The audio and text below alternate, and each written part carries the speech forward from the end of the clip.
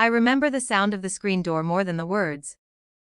It snapped shut behind me with that ha-lel rattle, the kind that always sounded temporary, like someone would open it again in a second. I stood on the porch in my socks, backpack at my feet, waiting for the doorknob to turn. Inside, I could hear the television. My mother's voice had been steady when she said it.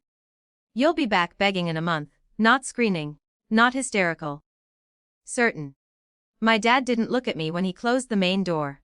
He just said, "You need to learn." I was 16. It was late October in suburban Ohio. I waited outside for 10 minutes because I thought this was theater. Some kind of scare tactic. It wasn't. I walked to my friend Caleb's house 3 streets over. His mom let me sleep on the basement couch for few nights. I told her I'd figure something out. At first, I believed my mother too. I thought I'd last 2 weeks. Maybe 3. I'd come home, apologize, admit I'd been difficult. She'd say she'd warned me. But weeks turned into months. I picked up shifts at a Kroger 15 minutes away, bagging groceries after school. Then I stopped going to school because it was impossible to manage both and pretend everything was fine. The first time an adult asked me directly what was going on, I almost lied. It was Mr. Hanley, my guidance counselor. He'd noticed the absences stacking up. I told him I was staying with friends for a while. He looked at me for a long moment and said, "That's not sustainable."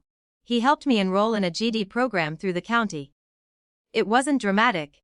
There were forms, deadlines, a schedule printed on thin paper, authority in its quietest form, procedures replacing chaos. Caleb's mom said I could stay 3 months. After that, I rotated catches. I learned how to pack small. I learned which friends' parents asked fewer questions. My parents never called. Around month 6, something inside me shifted. Not anger exactly, more like clarity. If I was going to survive, I had to stop imagining the door reopening. I passed my GD at 17.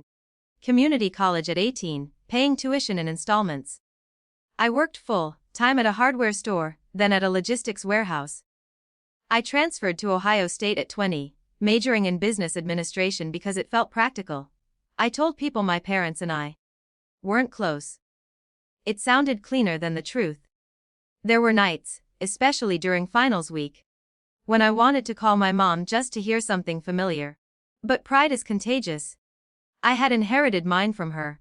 By 27, I had a steady job in Columbus working operations for a regional supply company. Not glamorous, stable, health insurance, a 401. A townhouse with beige siding and a small patch of grass I barely maintained. I hadn't spoken to my parents in 11 years. Then one Tuesday afternoon, in the middle of a budget review meeting, my phone buzzed nonstop. When I checked it during a break, there were 99 missed calls. Mostly from my mother. A few from my father. 2 from a number I didn't recognize. My chest didn't tighten the way I expected. It felt distant. Like something from another life trying to cross into this one. The unknown number left a voicemail. "This is Deputy Carlson with the Franklin County Sheriff's Office. We're attempting to reach you regarding a foreclosure notice served at 214 Westfield Drive. You're listed as an emergency contact. Westfield Drive." The house with the screen door. I sat in my car after work and listened to my mother's voicemails. Her voice was smaller than I remembered. "Please call us. We didn't know who else to reach. They're saying we have 30 days. My father's message was shorter. "We need advice. Not we need you, advice." I didn't call that night. I drove past the house instead. The lawn was overgrown.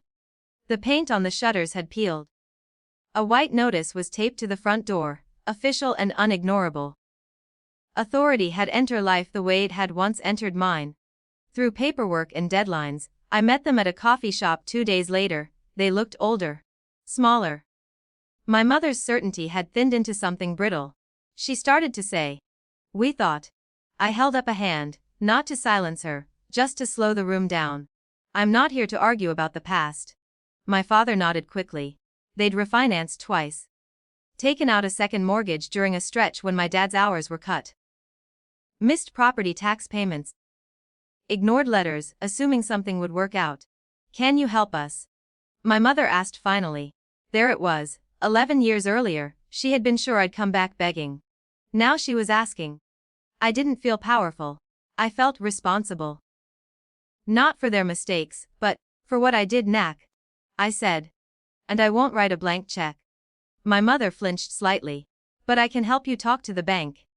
I can look at the numbers. If there's a way to restructure or sell before the foreclosure completes, we'll find it. We met twice more that week. I called the housing counselor. I sat across from a loan officer with them and translated terms they didn't understand. For the first time, I saw my parents take notes while someone else explained consequences. The foreclosure wasn't reversed. But we managed a short sale instead. They moved into a smaller rental across town. The house on Westfield Drive was no longer ours. The last time I stood in that living room, the walls were bare. The screen door still rattled when it closed. My mother lingered by the kitchen. I was wrong, she said quietly, not tearful, just factual.